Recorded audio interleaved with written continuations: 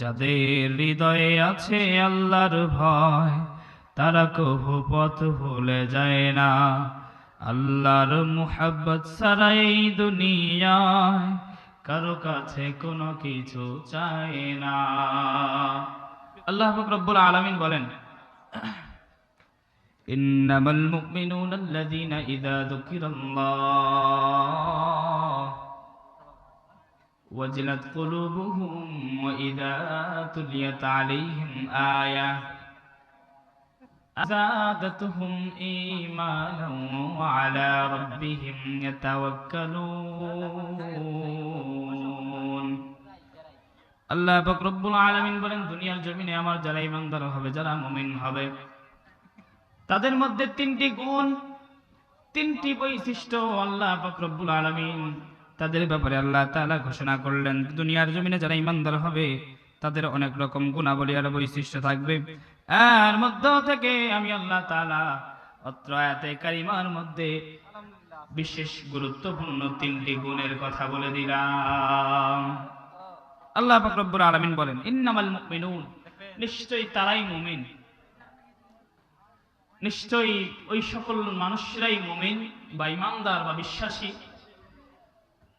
আল্লাযীনা, তারা, যুকিরাল্লাহ, তাদের সামনে যখন তাদের রবের কোরআন থেকে তেলাওয়াত করা হয়, রবের কথা স্মরণ করা হয়, জান্নাত জাহান্নামের কথা স্মরণ করা হয়, ওয়াজিলাত কুলুবুহুম, আল্লাহ বলেন যারা ঈমানদার হয় তাদের রবের স্মরণ যখনই তাদের অন্তরের মধ্যে স্থাপন হয়ে যায়, যখনই তারা তাদের রবের কথা স্মরণ করে, কোরআনের কথা বলে, জান্নাত জাহান্নামের কথা বলে, আল্লাহ তাআলা বলেন ওয়াজিলাত কুলুবুহুম, যদি তারা মুমিন হয় তাদের অন্তরগুলো নাড়া দিয়ে ওঠে, তাদের অন্তরের মধ্যে একটা ভীত সন্তুষ্ট ভাব চলে আসে, তাদের অন্তরগুলো একটু কেঁপে ওঠে।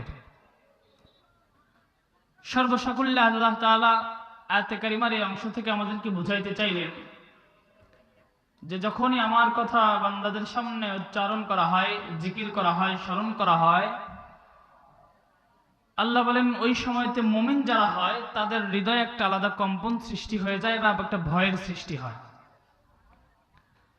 তো আল্লাহ পাক আমাদেরকে বুঝাইতে চাইলেন যে যদি মুমিন হতে চাও, প্রথম যে শর্ত, আল্লাহ তাআলার ভয় তোমার অন্তরে স্থাপন করে নাও। এ ব্যাপারে আল্লাহ তাআলা সূরাতুল আল ইমরানের মধ্যে বলেন, ইয়া আইয়ুহাল্লাযীনা আমানুত্তাকুল্লাহ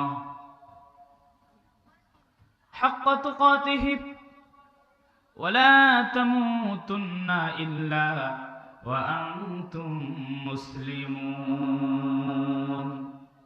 আল্লাহ রাব্বুল আলামিন বলেন, এ পৃথিবীর ঈমানদারেরা, এ পৃথিবীর বিশ্বাসীরা, ইত্তাকুল্লাহ, সর্বপ্রথম তোমরা আমি আল্লাহ তাআলাকে ভয় করো, হাক্কা তুকাতিহি, যেভাবে সঠিকভাবে ভয় করা দরকার সেভাবেই করো, ওয়ালা তামুতুন্না, ততক্ষণ পর্যন্ত মৃত্যুবরণ করিও না, ইল্লা ওয়া আনতুম মুসলিমুন, যতক্ষণ না পর্যন্ত নিজেদেরকে সঠিক মুসলমান রূপে দাঁড় করাইতে পারছো না, ততক্ষণ পর্যন্ত মৃত্যুবরণ করিও না।